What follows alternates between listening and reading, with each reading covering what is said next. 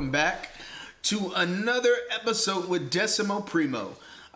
The anime that I'm going to be talking about today, it's not necessarily a pick of the week of mine, but it is an anime that I truly enjoy. And what I mean about that is I mean literally from beginning all the way until end, or end up until this point, I should say. The reason why I say up until this point is because the anime that I'm talking about today is High School DXD. Now, for those of you who have not heard of High School DXD, have not met anyone who's talked to you about High School DXD, or for those of you who have never watched any anime and are thinking about making High School DXD your first one, I would not necessarily recommend that at all. The reason being is High School DXD is a very ecchi anime. I would say it basically almost is a hentai. Yeah, it's basically almost a hentai. It is a harem anime, but it's almost a hentai. The only thing that I will say keeps it out of that realm is because the storyline for High School DxD is nothing but greatness. It is solid gold.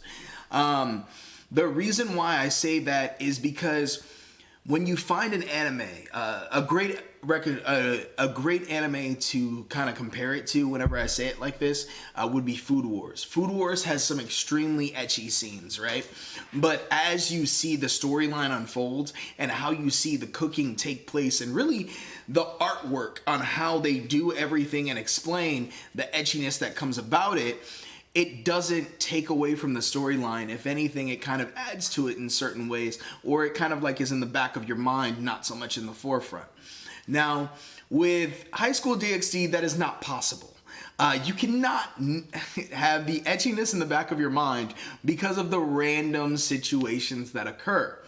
Not only that, but when your main character is as obsessed with the female anatomy, female body, and also the one of the main characters, Rio's Gremory, you literally see a lot of ecchi scenes. I mean, he becomes known as an opai dragon, which is a boob dragon. I'm letting things out, but the reason I'm letting it out is because I want you to go in watching it with full eyes open. Now, that I gave that disclaimer that probably took me an entire 5 minutes in order to go through. Now I'm going to talk about the actual anime. The anime is fantastic. The drawings are fantastic. The reason why I say the storyline is great is because I am a fan of storylines that have angels and demons. But more than that, I'm a fan of a character who has values that they believe personally, strongly, and follow through with their convictions. And I get all of that from the main character of High School DxD, Issei. Now, what he also brings to the table is a lot of unsureness, a lot of undervalued, underwealth, and just not feeling good enough in a lot of situations. And I think that's a feeling that we can all relate to as people, because no matter who you are, no matter how great of things that you've accomplished in your life, there are time periods in which you feel unsure of yourself or uncertain. And you see that a lot with this character, but he continuously rises up against this adversity, and in despite of this, because he has people that believe in him. He has people that depend on him. And for this, I think, once again, that's a universal where we can all agree. In the world that we live in, even currently today with everything that's going on with COVID, even if you don't have a designated family, you may have a surrogate family. And those are just people that you really care about and people who you want to help to your best of your ability. And even when things are outside your realm of reach, or honestly, even your aspirations, you rise up to the challenge for them because a piece of you just really doesn't want to let them down. And that's entirely what this main character possesses throughout the entire series. And how it starts off is phenomenal to me. Some of my favorite scenes are the fight scenes that go on there. I'm not trying to go too in depth with things, but I will lay out the basic premise. You have angels and you have demons. Now with that, the angels and demons aren't as different from each other as you might think, and the angels aren't necessarily the good guys and the demons aren't necessarily the bad guys.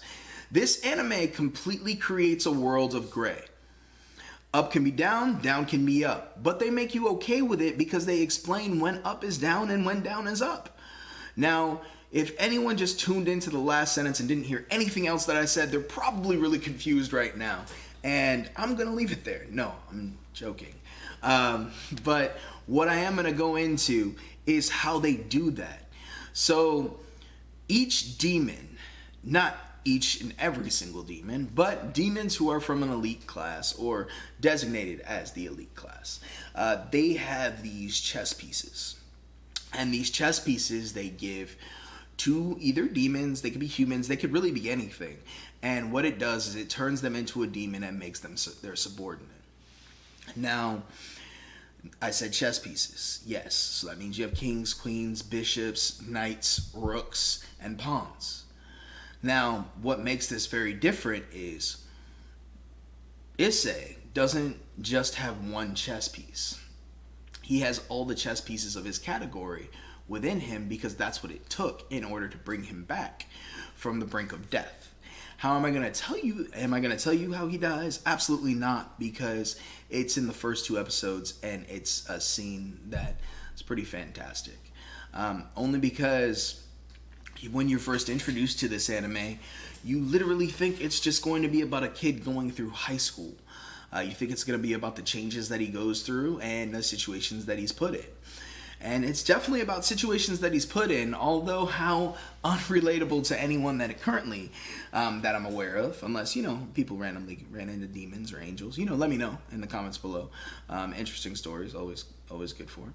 But it's about his growth and development as an individual, as a man, and really also about putting up or shutting up.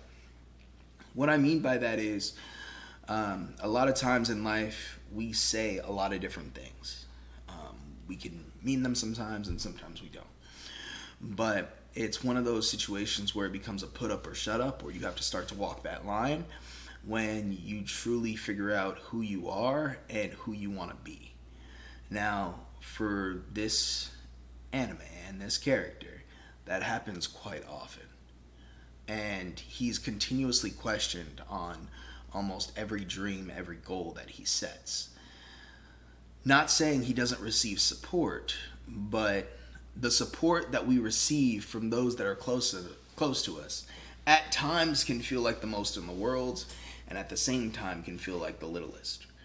And through this anime, you see those transitions, you see those changes. You also see the development and rise of each individual character. You start to figure out people's backstories. I mean, you have part angels and demons that are existing in that world. You have human angels, you have human demons. All of this makes more sense as you watch through the anime. The anime currently has 4 seasons. Honestly, I know a lot of people are hoping that it continues. I'm one of them. The way that they have grown this series is fantastic, and each individual character being allotted their own storyline, their own subpoints, and also their own opportunity for growth and development is also there.